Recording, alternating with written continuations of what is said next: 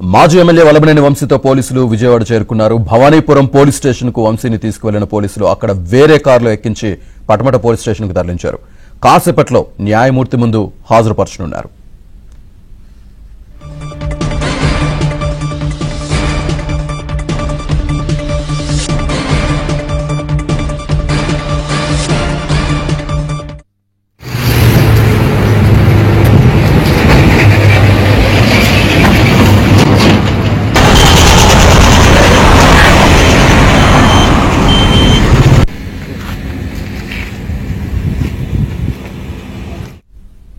హైదరాబాద్ లో వంశీని అరెస్ట్ చేసిన పోలీసులు రోడ్డు మార్గంలో విజయవాడకు తీసుకువెళ్లారు. వంశీతో పాటు ఆయన భార్య కూడా కాన్వాయ్లో వెళ్లారు. నందిగామ దగ్గర వంశీ భార్యను పోలీసులు దించేశారు. ఆమె దగ్గర నుంచి ఫోన్ స్వాధీనం చేసుకున్నారు. తిరిగి హైదరాబాద్ పంపించేశారు.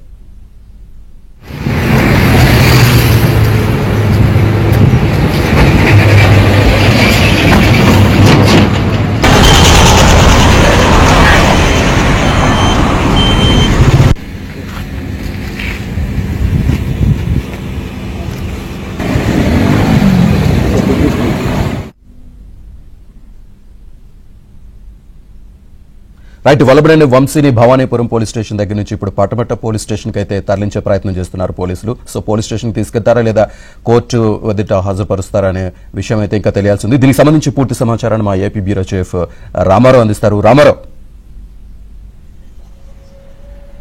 శ్రీనివాస్, ఇప్పుడే కొద్దిసేపటి క్రితం ఆయన్ని వల్లభనేని వంశీని కనకదుర్గమ్మ ఫ్లైఓవర్ మీదుగా నేరుగా ఆయన్ను విజయవాడ కృష్ణలంక పోలీస్ స్టేషన్కి తీసుకొస్తున్నారు. కృష్ణలంక పోలీస్ స్టేషన్లో ఉంచి అతని దగ్గర నుంచి స్టేట్మెంట్ రికార్డ్ చేసిన తర్వాత మాత్రమే అతన్ని గవర్నమెంట్ హాస్పిటల్కి తీసుకెళ్లి ఆ తర్వాత అక్కడ వైద్య పరీక్షలు నిర్వహించి కోర్టులో జరుగుతుంది. ప్రస్తుతం అక్కడ ఆయన భవానీపురం పోలీస్ స్టేషన్ వద్దకు తీసుకువెళ్లి ఆయన వాహనాన్ని మార్చి అక్కడి నుంచి నేరుగా ఆయన్ని విజయవాడకి వేరే పోలీస్ వాహనంలో రక్షక వాహనంలో విజయవాడ కృష్ణలంక పోలీస్ స్టేషన్కి తీసుకొస్తున్నారు. ప్రధానంగా వల్లభనేని వంశీకి సతీమణిని కూడా నందిగామ వద్ద పోలీసులు ఆమె ప్రయాణిస్తున్న కారుని అడ్డుకొని ఆమె వద్ద నుంచి మొబైల్ ఫోన్ కూడా స్వాధీనం చేసుకున్నారు. ఈ రోజు ఉదయం నుంచి కూడా ఆమె కాన్వాయ్ని ఫాలో అవుతుంది. దీంతో పాటు ఈ కేసులో మరో కీలకపరమైన పరిణామాన్ని కూడా ఈరోజు చోటు చేసుకుంది.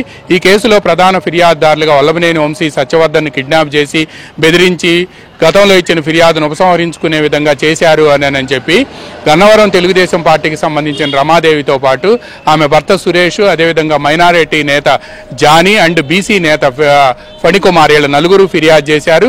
వీళ్ళ నలుగురు ఫిర్యాదు ఆధారంగా విజయవాడ సిపి దీనిపై విచారణ చేయాలి అని చెప్పి ఆదేశించారు. ఈ ఆదేశాల్లో భాగంగానే పోలీసులు అసలు సత్యవర్ధన్ ఈ విధంగా స్టేట్మెంట్ గతంలో ఇచ్చిన ఫిర్యాదును అంటే 2023 ఫిబ్రవరి 20వ తేదీన గన్నవరం తెలుగుదేశం పార్టీ కార్యాలయంపై ఇచ్చిన ఫిర్యాదును ఉపసంహరించుకునేందుకు అసలు కారణం ఏంటి అని చెప్పి ఆరా తీశారు. ఈ లోపే ఆ ఫిర్యాదును ఉపసంహరించుకున్న రోజే 2 రోజుల క్రితం సత్యవర్ధన్ని వంశీ అనుచరులు విశాఖపట్నానికి షిఫ్ట్ చేశారు. దీంతో సత్యవర్ధన్ విశాఖపట్నంలో ఉన్నాడని తెలుసుకున్న పోలీసులు సత్యవర్ధన్ విశాఖపట్నంలో ఈ రోజు తెల్లవారుజామున క్యాచ్ చేశారు. ఇదే సమయంలో సత్యవర్ధన్ తన గత 5 రోజుల నుంచి ఏదైతే పరిణామాలు జరిగినాయి, ఈ ఫిర్యాదు ఉపసంహరించుకునేందుకు దారితీసిన పరిణామాలు ఏంటనేది కూడా పోలీసులకు వివరించినట్టు తెలిసింది. దీంతో పోలీసులు ఇప్పుడు సత్యవర్ధన్ దగ్గర నుంచి విజయవాడ తీసుకొచ్చే ప్రయత్నం చేస్తున్నారు. ఈ లోపు వల్లభనేని వంశీపై నమోదైన కిడ్నాప్ కేసు, బెదిరింపుల కేసుకు సంబంధించి కూడా అతన్ని ఈరోజు తెల్లవారుజామున అరెస్ట్ చేసి ఇప్పుడు పోలీసులు విజయవాడకి తీసుకొస్తున్నారు. పోలీసులు మరికొద్దిసేపట్లోనే కృష్ణలంక పోలీస్ స్టేషన్కి తీసుకువెళ్తారా లేకపోతే విజయవాడ గవర్నమెంట్ హాస్పిటల్కి తీసుకువెళ్తారా అనేది కూడా తేలాల్సి ఉంది. పోలీసు యంత్రాంగం కూడా మీడియా కంటపడకుండా అదేవిధంగా ఈ కేసుకు సంబంధించి ఇప్పటికే ప్రజల నుంచి వస్తున్న అభిప్రాయాల నేపథ్యంలో పోలీసు యంత్రాంగం కూడా ఎప్పటికప్పుడు తన వ్యూహాన్ని మార్చుకొని ముందుకు వెళ్తుంది. ప్రధానంగా ఇప్పటికైతే మాత్రం వంశీని కృష్ణలంక పోలీస్ స్టేషన్కి తీసుకొస్తారని చెప్పి సమాచారం అందుతుంది. అక్కడికి తీసుకొచ్చిన తర్వాత ఆయన స్టేట్మెంట్ రికార్డ్ చేసి ముఖ్యంగా ఈ కేసులో ఆయన స్టేట్మెంట్ రికార్డు చేయడంతో పాటు పోలీసులు రిమాండ్ రిపోర్ట్ తయారు చేయాల్సి ఉంది. ఎందుకంటే ఈరోజు తెల్లవారుజామున 5:30-6 గంటల ప్రాంతంలో ఆయన హైదరాబాద్లో శేర్లింగంపల్లి పోలీస్ స్టేషన్లో అరెస్ట్ చేయడంతో రేపు ఉదయం 6 గంటల వరకు 24 గంటల వ్యవధి పోలీసులకు ఉంటుంది చట్ట ప్రకారం. అందువల్ల ఈ లోపు ఈ రిమాండ్ రిపోర్ట్ తయారు చేసి ఆయన్ని సాయంత్రం లోప విజయవాడ గవర్నమెంట్ హాస్పిటల్లో వైద్య పరీక్షలు నిర్వహించి ఆ తర్వాత కోర్టుకు రిమాండ్కి తరలించే అవకాశం ఉంది అని చెప్పి కూడా అక్కడకు రిమాండ్ ఇవ్వాలి అని చెప్పి కోర్టుని అభ్యర్థించే అవకాశం ఉంది అని కూడా తెలిసింది. ఎప్పుడైతే ఒక నిందితుడిని పోలీసులు అరెస్ట్ చేసి కోర్టులో ప్రొడ్యూస్ చేస్తారో ఆ సమయంలోనే దానికి సంబంధించిన రిమాండ్ రిపోర్ట్ను కూడా పోలీసులు దాఖలు చేయాల్సి ఉంది. అందువల్లనే ఈ కేసుకు సంబంధించి పోలీసులు రిమాండ్ రిపోర్ట్ తయారు చేయాల్సి ఉండటంతోనే టైం తీసుకునేందుకే వల్లభనేని వంశీని విజయవాడ కృష్ణలంక పోలీస్ స్టేషన్కి తరలిస్తున్నారని చెప్పి మనకి సమాచారం అందుతుంది. అదేవిధంగా ఇక సత్యవర్ధన్ని కూడా విజయవాడ పోలీసులు తీసుకొస్తే అతన్ని క్యాచ్ చేసి ఇప్పటికే అతని స్టేట్మెంట్ రికార్డు చేస్తే ఈ కేసులో మరికొన్ని కీలక పరిణామాలు కూడా చోటు చేసుకునే అవకాశం ఉంది. ఎందుకు అనంటే ఈ కేసు మొత్తంలో కూడా ఇప్పుడు వల్లభనేని వంశీని అరెస్ట్ చేసిన కేసు మొత్తంలో కానీ అంతకుముందు 2023 ఫిబ్రవరి 20వ తేదీన గన్నవరం టీడీపీ కార్యాలయంపై జరిగిన దాడి కేసుకు సంబంధించి కానీ ఈ మొత్తం కేసులో కూడా సత్యవర్ధన్ అనే వ్యక్తే కీలక వ్యక్తి. ఆ రోజు ఫిర్యాదుదారుడు కూడా ఆయనే తన కులం పేరుతో దూషించారని, బెదిరించారని, గన్నవరం టీడీపీ ఆఫీసును దగ్ధం చేశారని పార్టీ జాతీయ అధికార ప్రతినిధి ఆనాటి జాతీయ అధికార ప్రతినిధి పట్టాభిపై దాడి చేయటమే కాకుండా ఆయన వాహనాన్ని కూడా ధ్వంసం చేశారని ఫిర్యాదు చేసింది సత్యవర్ధన్. ఇప్పుడు అదే ఫిర్యాదును ఉపసంహరించుకుంది కూడా సత్యవర్ధనే 2 రోజుల క్రితం విజయవాడ కోర్టులో. అందువల్ల అసలు ఈ మొత్తం కేసులో కూడా కింగ్ పిన్ గా ఉన్న సత్యవర్ధన్ని పోలీసులు ఈ రోజు తెల్లవారుజామున వైజాగ్ లో క్యాచ్ చేయడంతో అతని స్టేట్మెంట్ ను కూడా రికార్డు చేస్తుండటంతో ఇప్పుడు ఈ కేసులో ఆ స్టేట్మెంట్ అనేది చాలా కీలకంగా మారే అవకాశం ఉంది. కేసు విచారణలో కానీ లేకపోతే వల్లభనేని వంశీని ట్రయల్ కి విచారణకు తీసుకునే అంశంలో కానీ తప్పనిసరిగా ఇది చాలా కీలకంగా మారే అవకాశం ఉంది. అందువల్ల సత్యవర్ధన్ ఏం చెప్తాడనేది కూడా పోలీసులు స్టేట్మెంట్ రికార్డు చేస్తున్నారు. దీనికి వీళ్ళు ఇప్పుడు తెలుగుదేశం పార్టీ గన్నవరానికి సంబంధించిన నేతలు ఏదైతే ఫిర్యాదు చేశారో ఆ ఫిర్యాదుకి సత్యవర్ధన్ స్టేట్మెంట్ కూడా యాడ్ అయితే మాత్రం ఈ కేసు మరింతగా బలంగా ఉండే అవకాశం ఉంది అని చెప్పి కూడా న్యాయ నిపుణులు అభిప్రాయపడుతున్నారు. ప్రస్తుతం వల్లభనేని వంశీని నేరుగా కృష్ణలంక పోలీస్ స్టేషన్కి తీసుకొస్తున్నారని చెప్పి మనకు సమాచారం అందుతుంది. వల్లభనేని వంశీని ఎప్పుడైతే అరెస్ట్ చేశారు అని చెప్పి తెలిసిందో ఆ రోజు సత్యవర్ధన్ 2 రోజుల క్రితం విజయవాడ కోర్టుకు తీసుకొచ్చిన వంశీ అనుచరులు ఇరువురు కూడా పరారయ్యారు. వాళ్ళ ఇరువురిపై కూడా ఈ ఎఫ్ఐఆర్ లో వాళ్ళ ఇరువురి పేర్లు కూడా చేర్చినట్టు కూడా మనకు సమాచారం అందుతుంది. శ్రీనివాస్. రామారావు, ముఖ్యంగా ఇప్పుడు సత్యవర్ధన్ కేసులో సత్యవర్ధన్ ని బెదిరించి కిడ్నాప్ చేశారు కాబట్టి కేసు పెట్టారు కాబట్టి ఆ కేసు మీద వంశీని అరెస్ట్ చేసిన పరిస్థితి కనిపిస్తుంది. ఇప్పుడు మెజిస్ట్రేట్ ముందు హాజరుపరిచిన తర్వాత ఏ విధంగా ఫర్దర్ గా పోలీసులు వెళ్లే అవకాశం కనిపిస్తోంది? ఎందుకంటే సత్యవర్ధన్ కూడా ఇక్కడికి తీసుకొస్తున్నారు కదా విజయవాడ. అదే ఈ కేసులో ఇప్పటివరకు కూడా అదే నేను చెప్పింది. ఈ కేసు మొత్తంలో కూడా కింగ్ పిన్ ఎవరంటే సత్యవర్ధన్. ఆ రోజు ఫిర్యాదు చేసింది అతనే, మన ఫిర్యాదు ఉపసంహరించుకుంది అతనే. అందువల్ల ఇప్పుడు అతను సత్యవర్ధన్ ఏం చెప్తాడనేదే ఇప్పుడు చాలా కీలకంగా మారింది. సత్యవర్ధన్ ఇచ్చిన స్టేట్మెంటే ఈ కేసు జాతకాన్ని కూడా తారుమారు చేసే అవకాశం ఉంది. ఎందుకంటే సహజంగా కిడ్నాప్ అండ్ బెదిరింపుల కేసు జరిగింది అని పైగా ఒక కేసు బెయిల్కి సంబంధించి కోర్టులో ట్రయల్ జరుగుతున్నప్పుడు ఎవరైతే ఫిర్యాదు చేశారో, ఎవరి ఫిర్యాదు మీద అయితే ఎఫ్ఐఆర్ నమోదైందో ఆ ఫిర్యాదుపై నమోదైన ఎఫ్ఐఆర్ ఆధారంగా కేసు దర్యాప్తు జరిగి బెయిల్ కోసం ట్రయల్ జరుగుతుందో అటువంటి కేసులో ఉండే ఫిర్యాదుదారుడే సత్యవర్ధనే ఇక్కడ కేసు విత్డ్రా చేసుకోవటం అనేది ఈ మొత్తం కేసులో ఒక పెద్ద ట్విస్ట్. అందువల్ల అతను ఫిర్యాదు విత్డ్రా చేసుకోవటానికి వెనుక ఎవరు బెదిరించారు, ఎవరు కిడ్నాప్ చేశారు, అతను ఎందుకు ఫిర్యాదు విత్డ్రా చేసుకున్నాడు అనేది ఇప్పుడు తేలాల్సి ఉంది. ఇది ఈ మొత్తం కేసులో ట్విస్ట్. ఇప్పుడు అతన్ని మళ్ళా క్యాచ్ చేయటంతో, సత్యవర్ధన్ని వైజాగ్లో పోలీసులు క్యాచ్ చేయటంతో అతనిచ్చే స్టేట్మెంట్ కూడా చాలా కీలకంగా మారే అవకాశం ఉంది.